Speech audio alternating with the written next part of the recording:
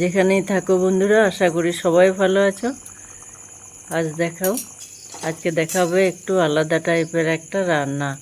এগুলো কি জানো তো, এগুলো হচ্ছে দেশি ওল। আর দেশি ওল মানে একটু গলা চুলকানোর ভয় থাকে, তাই একটু তেঁতুল দিয়ে ভালো করে এটাকে সেদ্ধ করে নিয়েছি। সেদ্ধ করার পর কড়াতে একটু তেল, পাঁচফোড়ন আর শুকনো লঙ্কা দিয়ে বেশ একটু খড়া করে নাড়াচাড়া করে নেবো। তারপর দেখো এখানে রাখা আছে তেঁতুল, একটু গুড় দিয়েছি আর তেঁতুল, পরিমাণ মতো নুন, হলুদ। এরপরে এটা দিয়ে বেশ ভালো করে একটু নাড়াচাড়া করে নিয়েছি। খুব সহজ, অথচ খেতে কিন্তু বেশ ভালো। তারপর দিয়ে দিলাম পরিমাণ মতো জল। এরপর জল দিয়ে ঢাকনা দিয়ে বেশ কিছুক্ষণ সেদ্ধ হবে। আগে তো একটু সেদ্ধ করেছি। এরপর তেঁতুলটা দিয়ে একটু সেদ্ধ করে নিলে বেশ ভালো রঙটাও আসবে আর একটু চুলকানোর ভয়ও থাকবে না একদম। এভাবে কিছুক্ষণ ফোটার পরে আর এর নুন মিষ্টিটা বেশ একটু কড়া করে দেওয়া আছে। তারপর এই যে এটা দেখো, এই রেসিপিটা কিন্তু আগে দেওয়া আছে। একটু বেশ মশলা আচার, এটা টুকরো টুকরো করে কেটে রাখা আমের মশলা আচার, ওইটা একটুখানি দিয়ে দিলাম। এটা দিলে কিন্তু বেশ সেন্টও হয় আর স্বাদটাও খুব ভালো হয়। তারপর আবার একবার ফুটিয়ে এরপর দিয়ে দেবো একটু শুকনো লঙ্কা, জিরে, মৌরি, এরকম ভাজা মশলা যেটা বলে আর কি, ওই ভাজা মশলাটা একটু দিয়ে দেবো। তারপর ওইটা ফুটে যাওয়ার পর ওপর থেকে একটু সর্ষের তেল ছড়িয়ে নামিয়ে নেবো। এটা কিন্তু নিরামিষ দিনে বা যারা একটু টক টক খেতে ভালোবাসো, টক মিষ্টি সব মিলেমিশে আছে, এটা কিন্তু খেতে খুব ভালো লাগে। নিরামিষ দিনে একবার বানিয়ে দেখো। আর শীত, গ্রীষ্ম, বর্ষা মাঝে মাঝে তো একটু টক টক খেতে ভালোই লাগে। রান্না তো হয়ে গেল। রান্না হওয়ার পরে দেখো চারিদিক কেমন ছড়ানো আছে। এখন তো একটু ঘরগুলো ঝাড়াঝুড়ি চলছে, তাই রান্নাটা বসাতে একটু দেরি হয়েছে।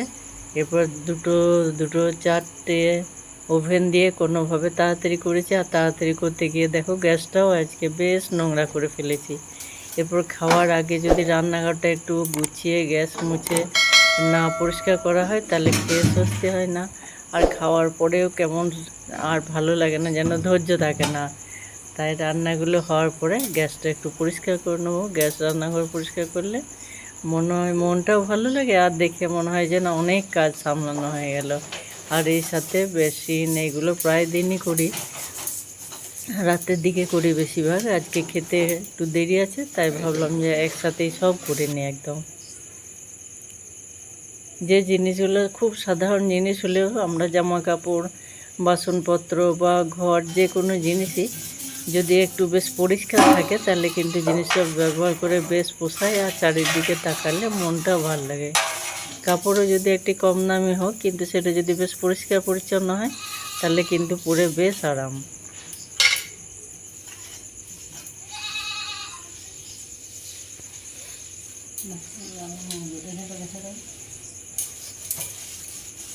আর বিশেষ করে রান্নাঘর, ঠাকুরঘর, এগুলো বেশি যদি তাকিয়ে দেখে মনে হয় যেন বেশ পরিষ্কার পরিচ্ছন্ন গোছানো আছে, তাহলে কিন্তু ঢুকে মনটা নিজেই ভালো হয়ে যায়। আর কোনো সময় যদি ছড়িয়ে ছিটিয়ে থাকে, তাহলে একদম কেমন মন চঞ্চল হয়ে যায়, কখন এক পাশ করবো, গুটোপাটি করবো, তাই মন চায়। দেখো বলতে বলতে এগুলো সব পরিষ্কার করে ধুয়ে ফেললাম।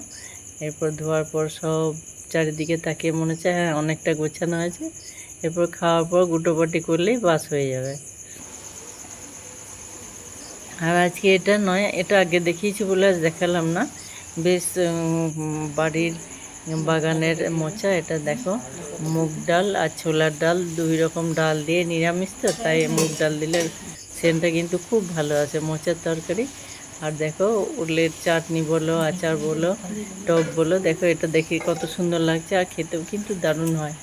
আর পুরোটাই আজকে আছে নিরামিষ প্রোগ্রাম, তাই জন্য মুগ ডাল দিয়ে, পেঁপে দিয়ে মুগের ডাল আর কাঁচা চেরা লঙ্কা দেওয়া আছে, এতে কিন্তু গন্ধটা খুব ভালো আসে।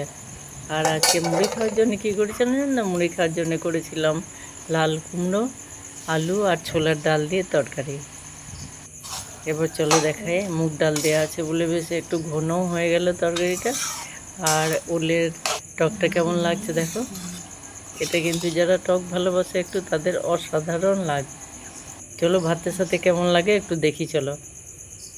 আর দেখো সব নিরামিষ প্রোগ্রাম, মোচার তরকারি, ওলের টক, আর আছে পেঁপে দিয়ে মুগের ডাল, আর শেষে একটু পাঁপড় ভাজা। পাঁপড় ভাজাটা তো সবসময় ভালো লাগে শেষ পাতে।